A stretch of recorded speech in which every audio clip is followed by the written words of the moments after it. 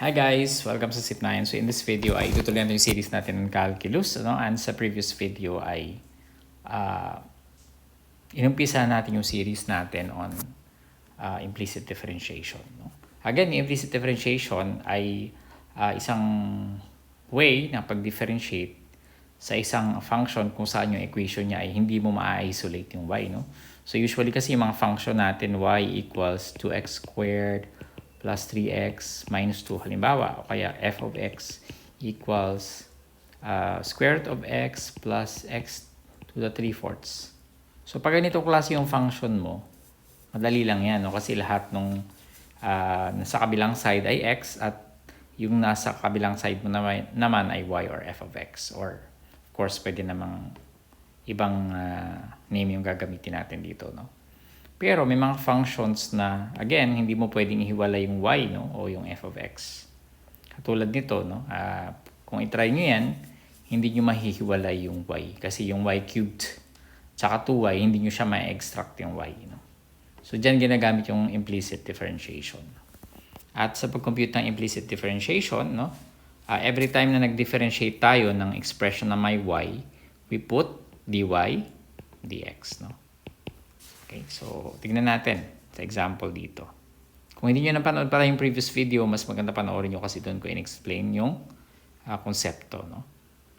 So we have d dx times x cubed plus y cubed. So we get the derivative of the left-hand side without s.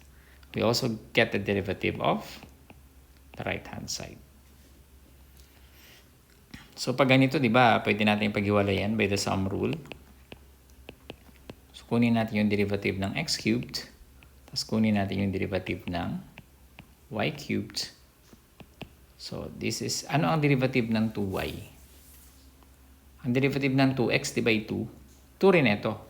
Kaso, ang expression natin ay may y, so maglalagay tayo ng dy dx. So, every time na may y. Every time after differentiation ng expression na may y, we put dy dx. So, this is 3x squared. Wala naman siyang y, so hindi na natin kailangan mag dy dx. Ito. So, ang y cubed, ang 3x cubed, di ba, ang derivative niya ay, ang x cubed, ang derivative niya ay 3x squared, di ba? Ang y cubed, syempre, 3y squared din siya. 3y squared. Pero, since y siya, y yung expression, maglalagay tayo ng dy dx. So, this is equal to 2 dy dx. Ngayon, gagawa natin ng paraan na ma-isolate yung dy dx kasi yun yung derivative ng function, di ba? So, pwede tayong mag-minus, sa kabila. So, pwede nating, this is just equation. So, 3y squared dy dx plus minus, lilipat natin yung 2 dy dx dito sa minus 2 dy dx is equal to negative 3x squared. So, nagets nyo, ito nilipat ko dito, tapos ito nilipat ko sa kabila. Okay? Okay, so we can factor out dy dx. So, dy dx times the quantity 3y squared minus 2 is equal to negative 3x squared. So, makuha na natin yung dy dx. Dy dx is equal to negative 3x squared over 3y squared minus 2. So, yan yung sagot natin. Of course, you can manipulate algebraically yung ating negative, kung gusto nyo ng negative. But this is, I think this is already okay. na may mga pagkakataon na sa ibang books, mayroon notation tayo na instead of dy dx, ang nilalagay nila ay y prime. Kasi ang y prime is the derivative of y, no, di ba? The derivative of the function with respect to x. So, dy dx din siya. So, lahat ng dy dx dito, actually, pwede natin yan palitan ng y prime. So, pwede nating ulitin, mabilisan lang.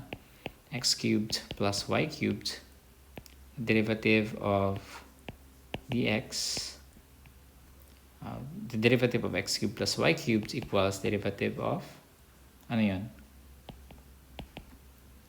Ano yun nasa kanan? 2y.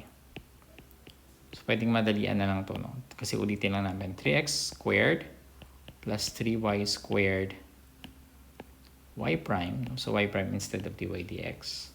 That's another notation. Is equal to 2 times y prime. And then, of course, you factor out again. You manipulate the equation. So, 3y squared y prime minus 2 y prime equals negative 3x squared. So again, we factor out y prime.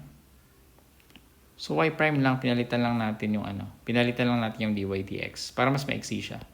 3y minus 2, 3y squared minus 2 plus negative 3x squared. And again, y prime is equal to negative 3x squared over 3y squared minus 2. So, pareho lang naman sila. Kaso mas maiksi lang yung y prime instead of dy dx. So, pareho lang, di ba? Negative 3x squared all over 3y squared minus 2. Okay, so that's it. We will have more examples in the next video. Abangan nyo lang. Subscribe kayo sa ating YouTube channel, youtube.com/user/classic9ph. And don't forget to like our videos, no? Kung nagustuhan nyo, comment if you have questions. And of course, no, huwag nyo kalimutang share sa inyong mga kaibigan. See you!